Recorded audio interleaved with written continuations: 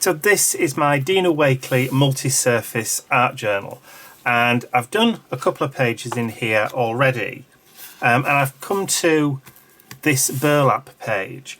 Now, I normally work from front to back in an art journal. I don't just jump around and use whatever. You know, I like to work from the front to back. I know this kind of bulks out the journal, so you end up getting pages and stuff that you can't use later on, but I will do pages that don't have much texture and depth and that kind of stuff in here, so I'm not too bothered about that. But I've been thinking about what to do with this kind of burlap panel in the art journal, and I've never really worked on a burlap page before. So I was lying in bed last night, unable to get straight to sleep, and I was thinking about what to do. I thought about using some texture on this and how the texture would actually key into the burlap. So I wanted to use some kind of modelling paste, and I realised I had this opaque crackle texture paste from Ranger that I think I've only ever used once on a tag project, and I thought that this probably would be ideal for working on an art journal page. So this morning I sat down and I thought, well, I'll need something to protect the page underneath. So I've got my plastic page protector. So that's going to stop the paste from going all the way through to the page underneath. So of course I now either need to scrape the texture paste onto the page, but I thought I would use this stencil, the For Women stencil from Dina Wakley, with that crackle paste. So, but I want to make sure that it doesn't move. So I've got some washi tape, and I'm just going to tear a couple of strips, and I'm going to try and position the stencil where I want it, and then hopefully that washi tape is going to hold the stencil down so that it doesn't move when I apply the crackle paste. Now I'm just pushing the washi tape so that it grips into the texture, so hopefully that isn't going to move. So let me just grab another piece and put that down the side. Try and do half and half. So I've never worked on a canvas page like this before, so this is completely experimental and could go absolutely horribly wrong. But those of you that have been watching my YouTube videos for a while now know that I also share my complete disasters when I make them. I'm not the type of person to hide anything that goes wrong. So let's have a go. So I'm going to take some of that crackle paste and let's just see if we can scrape it through. Now I'm not particularly too bothered if there's some imperfections and ridges. I'm going to try and keep it within the actual stencil. I'm not trying to get outside, so I might have to try and scrape that little bit off. So it failed at the first hurdle, look. It's got a particular smell to it, this stuff. So I'm not sure what it's made out of, or whether this is going to work at all. But with it being thin, I'm hoping the crackle is going to show through. So the plan is that once it's dry, I can spritz some kind of colour over the top.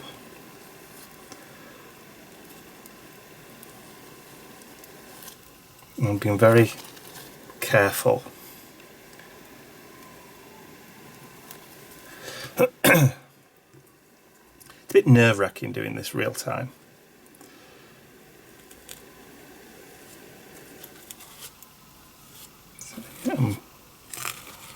have managed to get a little bit on the outside, so I might have to decorate that somehow.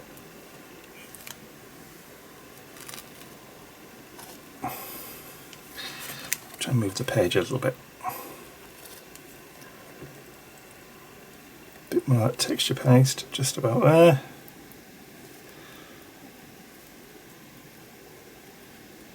Okay, so I think I've just about got everything. A little bit more up there maybe.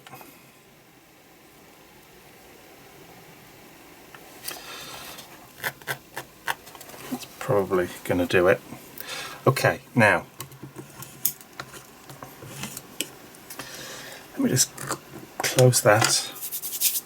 Now what I'm going to do is I'm going to bring out the heat gun, and I'm just going to give it a bit of a gentle heat just to try and get it to start drying and activating. Now, I probably won't get as many crackles in this as if I just let it air dry.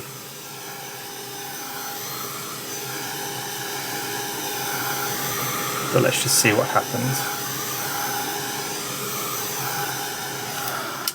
Just give it a quick once over. Now I'm going to try and peel the washi tape off.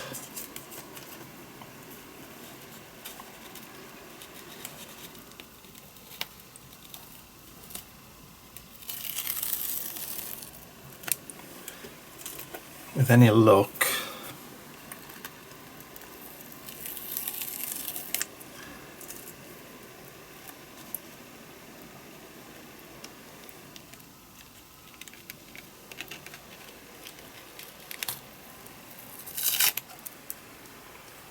okay, so I need to go and get this washed, so I'm going to stop the camera and then I'll come back in a second or two. Okay, stencil's now clean again. I've just gone and given it a bit of a wash in the sink. I always clean my stencils, when I do clean my stencils, with a toothbrush, an old toothbrush, because it really gets into the little nooks and crannies. Right, so now we have a little bit more. Let's just add a bit of grunge around the page just to make it look as though it was intentional. Add a little bit of texture.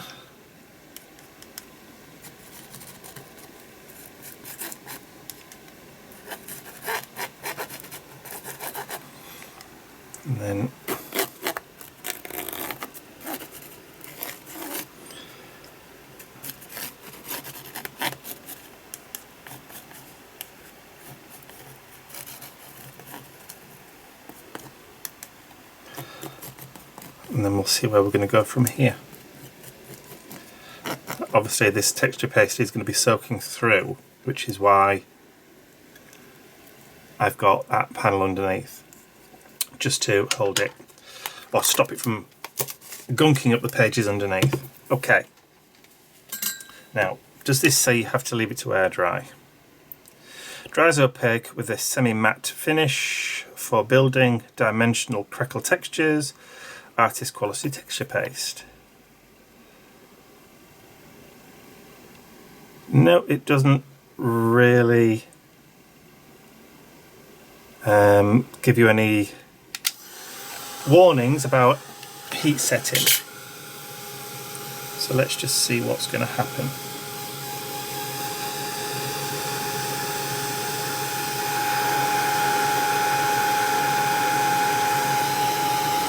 Knowing my luck, nothing will happen at all, and it won't crackle.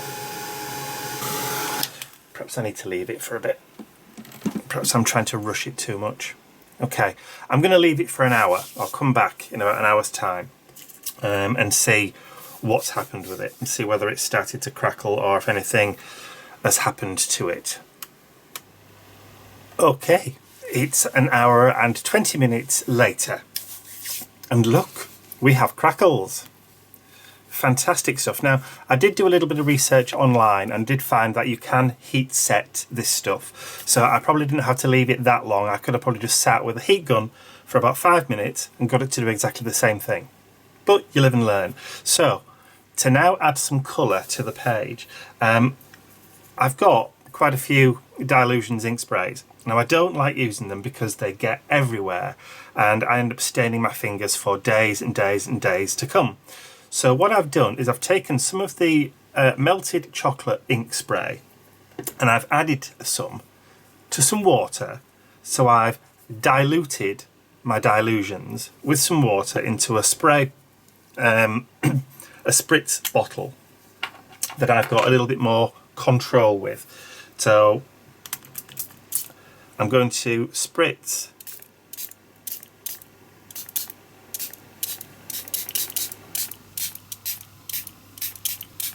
and this obviously is going to stain and dye the burlap.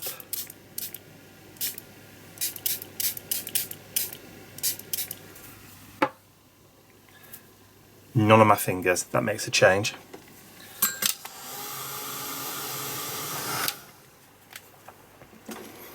Okay, so we have an unexpected reaction with the crackle paste.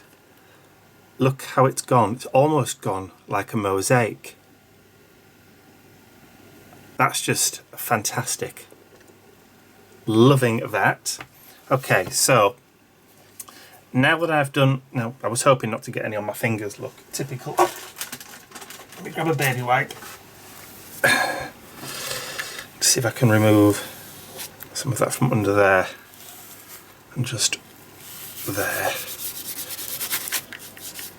Help minimise the staining. Okay, so I've got the brown, that's the melted chocolate. I want to do the same thing now with the fresh lime to add a little bit of green into this. So I have another spritz bottle. So let me just take the lid off that. And I'm not going to add a huge amount in. I'm trying not to do it over the page because knowing me, I'll end up dribbling it everywhere. And a little water pot.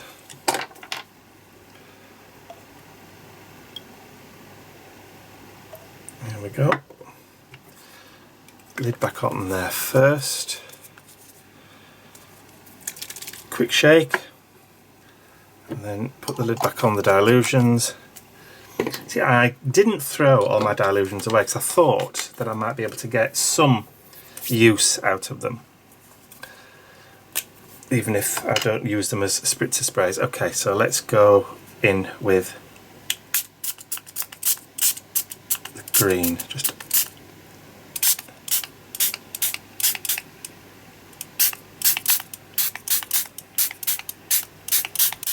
I'm hoping that we might get a similar reaction.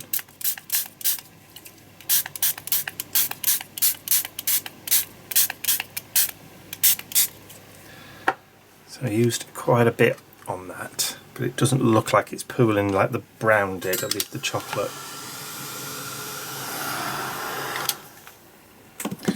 Okay.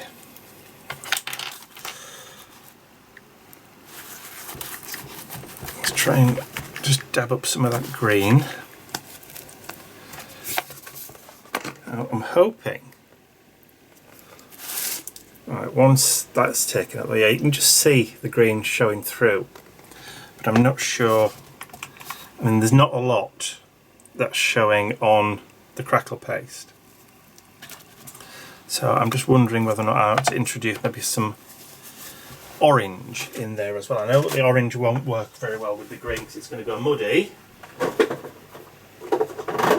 and I'm probably going to regret doing it. But let's just see. Yeah, didn't think.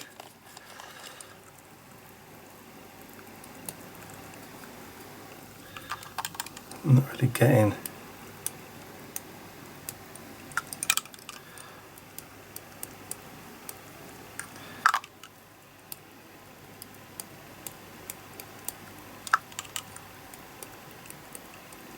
Try not to splatter everywhere. No, it's not really working for me. Quick blast. Okay, I think what I'm going to do is I'm going to empty out the brown and I'm going to replace it with a blue just to add a little bit of different tones into that background. So I'm just going to go and disappear off into the bathroom to get rid of this. So I will be right back. Okay, so that's washed out. So I'm just going to try and add a little bit of this Campso teal into the bottle. Now normally I would do this with a pipette, but I think I've used the last one.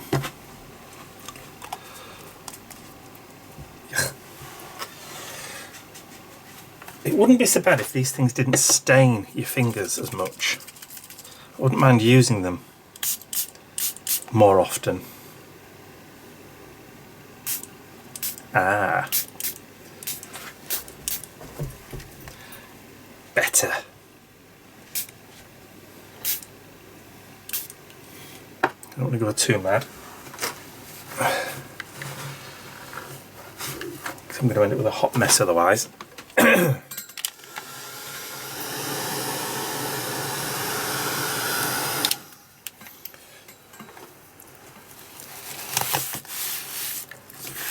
So of course the dilution has seeped through. That'll need a good wipe and clean down later. I think that's dry enough to work on. I'm getting the urge to put some white splatters on here, but I know if I had to put some white splatters on here, it's going to react to the dilutions and it's going to disappear. And whatever the white splatters touch, the dilutions will tint. So there's no point, absolutely no point at all. To which I'm sure some of you are going, oh, thank goodness. Because I know white splatters are not everybody's cup of tea. Okay, so let's remove that now. That's the page protector taken out. I'm actually quite happy with that. I love the way it's kind of gone stained glass, kind of mosaic. Love that texture, and of course that melted chocolate dilutions has got lots of red tones in. So where the blues touched it, there's also now a tinge of purple in there. And I know purple's not my favourite colour, but it's nice to have a bit of a variation. And then across here we've got touches of that green, blue, and the orange, and then the darker tones up there. So I'm pretty happy with that colour variation on the page. So all I have to do now is to think of something to add a kind of page title to. So I'm going to put my thinking cap on and I'll be right back. So these are the clippings stickers from Tim Holtz, which are a 2017 release.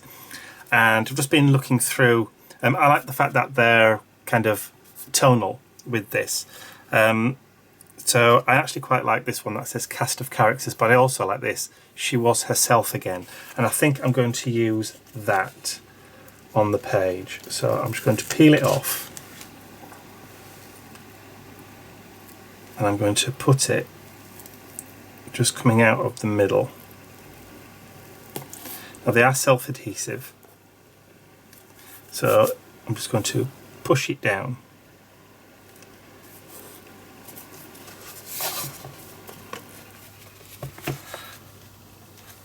And hopefully none of that none of those dilution sprays will rub off. I'm not sure whether they've not gone through, so that's fine. There's a little bit of heat to that one there. So I'm just thinking now whether to grab a food ball pen and just add a little bit of a box. That's a brand new one, unused. Let's go with a scrap paper from somewhere. There we go, it's working. And then just see if I can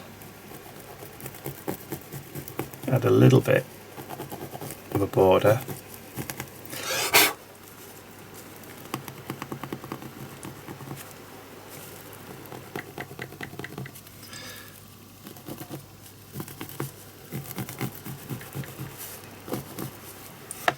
like it. Love doing these experimental pages where you're never sure how things are going to pan out. But as it happens, I'm actually quite pleased with that. So I know I'm not going to be able to sign this unless I do it across a little bit of that paste at the bottom. Let's just try it. That works. Sort of. And there we go. One unexpected experimental art journal page on the burlap.